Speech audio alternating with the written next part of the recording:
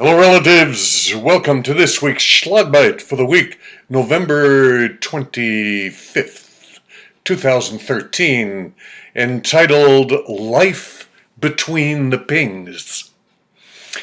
I just spoke at the annual meeting of SIM, the Society for Information Management. These are corporate CIOs, Chief Information Officers, and information technology IT specialists. And they know me. They've read my books in their leadership learning forums, and they've listened to me talk to them over the last 20 years about the many ways that there are for human beings to share information. We've explored the unconscious, we have entered trance states and participated in ceremonies.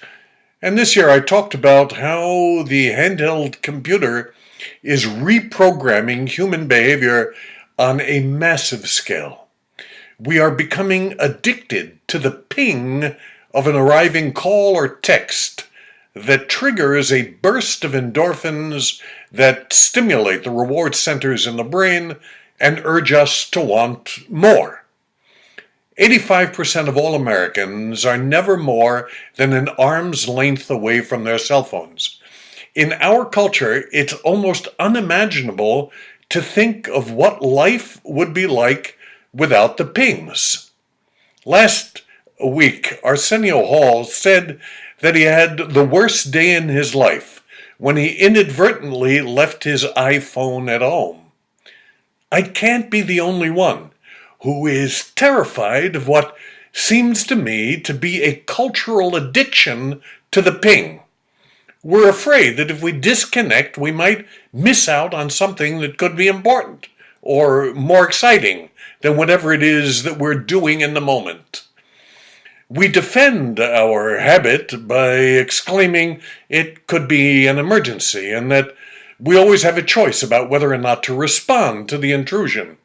But the bottom line is that it always takes us away from wherever we are in the moment, which makes wherever we are or whatever we're doing never quite good enough.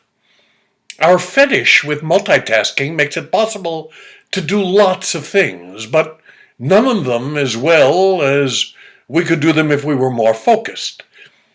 I think that we are suffering from a cultural attention deficit disorder that is manifesting in an epidemic of stress-related mental illness, and we are taking far too many drugs. So here's an antidote. It's Thanksgiving. Come to the table without your cell phones. Make it the family ritual that it is, and be with each other in the moment. Tell family stories that remind you of all the things you're thankful for and for what's most important to you. Life is what happens between the pings. Have a great holiday.